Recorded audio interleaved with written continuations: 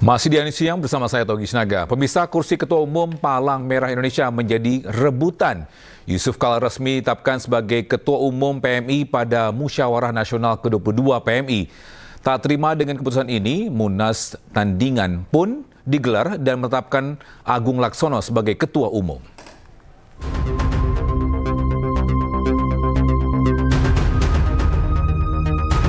Perebutan kursi Ketua Umum PMI terjadi antar Yusuf Kala dan Agung Laksono. Kisruh ini berawal usai Musyawarah Nasional ke-22 Palang Merah Indonesia yang menetapkan kembali JK sebagai Ketua Umum PMI. Akibatnya, muncul Munas Tandingan yang menetapkan Agung Laksono sebagai Ketua Umum. Menanggapi dualisme ini, Agung Laksono menyebut akan melaporkannya ke Kementerian Hukum. Langkah selanjutnya apa, Pak? Ya, kami laporkan ke Kumham, nanti secara kan memang Langsung apa ya? dari situ bisa dinilai. Dilihat kronologisnya, dilakukan bersikap bisa dinilai oleh mereka. Kami tidak bisa mengklaim sendiri, jarang. Saya kira mereka juga. Sementara itu, Ketua Umum PMI versi Munas 22, Yusuf Kala menilai terpilihnya Agung Laksono dari Munas Tandingan tidak sah.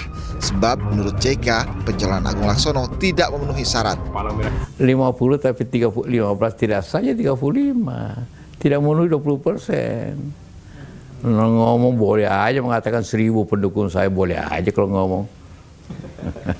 Kalau mengklaim boleh saja. Boleh aja, silakan. Tapi buktinya mana? Iya. Terkait polemik ini, Menteri Koordinator Bidang Pembangunan Manusia dan Kebudayaan Pratikno mendorong Palang Merah Indonesia untuk tetap solid meskipun tengah menghadapi polemik. Pratikno berharap konflik ini tidak mengganggu pelayanan PMI kepada masyarakat. Tim Liputan iNews melaporkan. Dan bisa rekan saya Davi Pratama berkesempatan untuk berbincang langsung dengan Ketua Umum Palang Merah Indonesia Yusuf Kala terkait kisruh di Palang Merah Indonesia.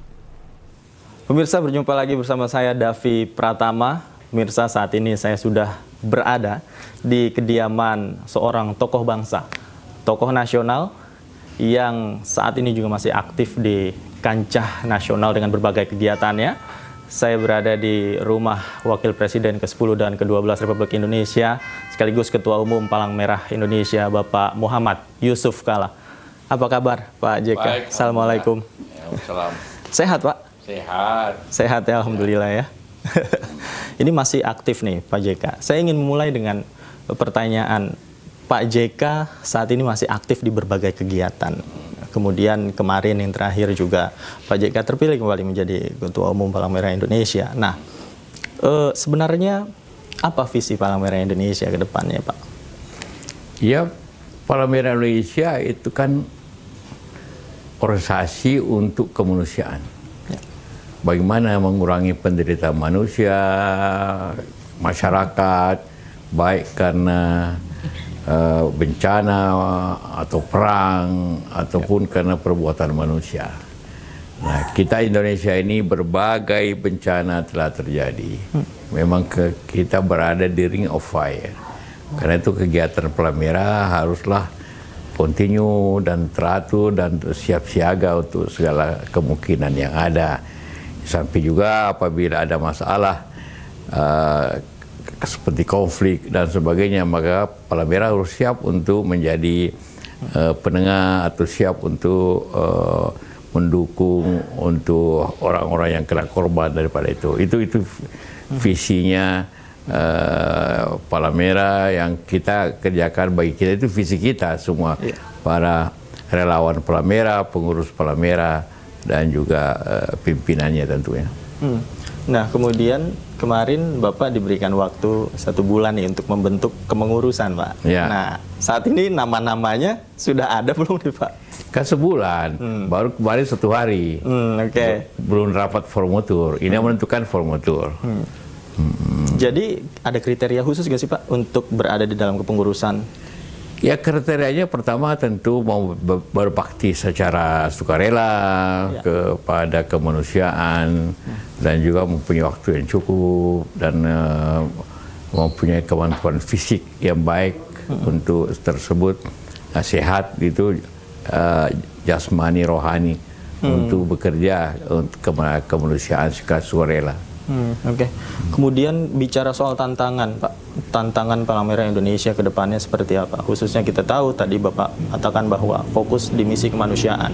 Kemudian dilihat dari landscape situasi Indonesia yang saat ini musim hujan, kemudian juga ada banyak bencana juga. Tantangan ke depannya seperti apa? Ya, tantangannya yang ke depan ialah bahaya yang mungkin akibat perubahan iklim. Ya, itulah terjadi di mana-mana terjadi bencana alam karena perubahan iklim itu, dari banjir, kemudian longsor, gempa bumi, atau gunung meletus. Semua itu tantangan-tantangan yang makin besar, sehingga kita harus makin aktif dan siap siaga untuk itu. Kalau bicara soal tantangan ke depan, Pak, artinya teman-teman yang nantinya akan masuk ke dalam kepengurusan Palang Merah Indonesia harus tahu, Pak, ya, tentang tantangan yang akan dihadapi. Oh ya, tentu harus tahu dan harus siap. Harus ada pelatihan-pelatihan untuk itu. Seperti sekarang kita untuk mencegah adanya akibat perubahan iklim, maka Palang Merah membentuk tim untuk perbaikan lingkungan. Ada 1 juta lebih, 1,5 juta relawan. Kita harus latih untuk menanam pohon di lingkungannya masing-masing. Setiap orang mesti minimum 10 pohon setiap tahun, gitu kan, sehingga bisa terjadi penanam pohon 10 juta oleh Palang Merah seperti itu. Itu bisa diwujudkan, Pak, ya, di Indonesia, mengingat bisa, karena kita mengadakan pembibitan. Kemudian anak-anak sekolah yang menjadi relawan PMI juga harus menanam pohon dimanapun, menanam pohon di depan rumahnya, di tempat umum, dekat sekolah, atau di bukit-bukit, dimanapun. Yang penting dia membangun. Oke. Nah, bicara soal tantangan juga, Pak. Tantangan ini kan tidak hanya dalam misi kemanusiaan yang dihadapi oleh PMI. Kemarin juga ada tantangan tersendiri, termasuk ada pihak-pihak yang memang mengklaim atau mengadakan munas tandingan. Tanggapan Pak JK seperti apa? Sebenarnya itu bukan tantangan. Itu hanya ada sekelompok orang yang juga dulu pernah jadi pengurus, kita pecat karena tidak melanggar etika organisasi, aturan organisasi, bersama-sama dengan minta maaf tokoh-tokoh, bersatu dua tokoh yang ingin menjadi pengurus, satu ketua. Tapi syarat di Palang Merah itu untuk menjadi calon harus minimum didukung 20% daripada anggota yang punya hak suara, dan itu harus lebih 100 suara.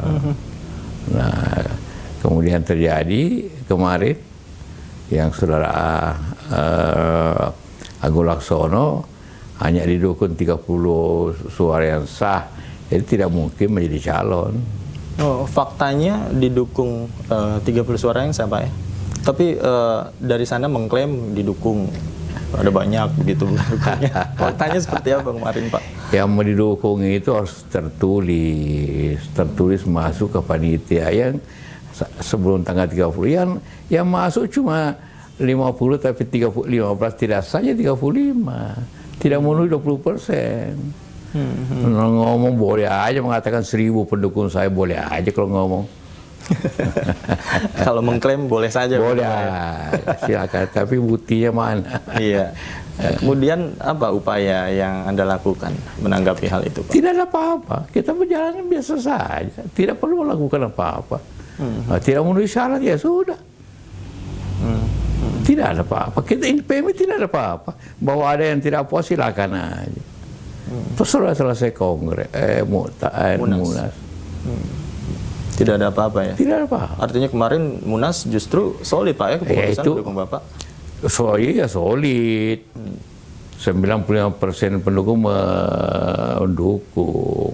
Ada 5% yang diam, tidak mengatakan tidak, tapi dia tidak mengajakkan tuntutan. Okay. Artinya kalau ada yang mengklaim sebagai pengurus, kemudian katakanlah dia sudah tidak berada di dalam kepengurusan, katakanlah melanggar ADART Pak, itu kemudian berada di sana. Ini seperti apa Pak? Pelanggaran. Kalau jadi sudah dipecat mengatakan dia pengurus, bagaimana mungkin kalau dipecat? Karena mendirikan organisasi, kemudian dia organisasi yang abal-abal, kemudian organisasi itu mengundang seluruh pengurus PBB. Mana bisa?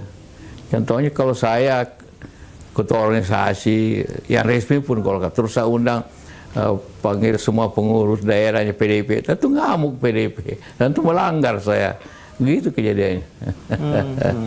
Penghinaan itu namanya. Penghinaan dan melanggar ADART tentu saja Pak. Oh ya, bukan saya, itu tidak melanggar apapun. Ya, karena tidak mungkin ada organisasi di luar PMI memanggil pengurus PMI di daerah. Itu kan penipuan. Oke. Iya, dan itu menghina PMI namanya. Diundang. Yang datang itu salah. Kenapa datang pada orang yang ngundang bukan PMI? Tidak menempuh jalur hukum Pak? Iya. Ya, sementara ini lagi kita pikirkan untuk menyusun polisi supaya orang yang mengatasnamakan PMI bisa ditindaki lah, dilarang. Dan tidak mencatut nama PMI lagi. Iya. Oke, ini menarik. Kawan, perbincangan kita akan kita lanjutkan usai jeda berikut. Pemirsa jangan kemana-mana, kami segera kembali.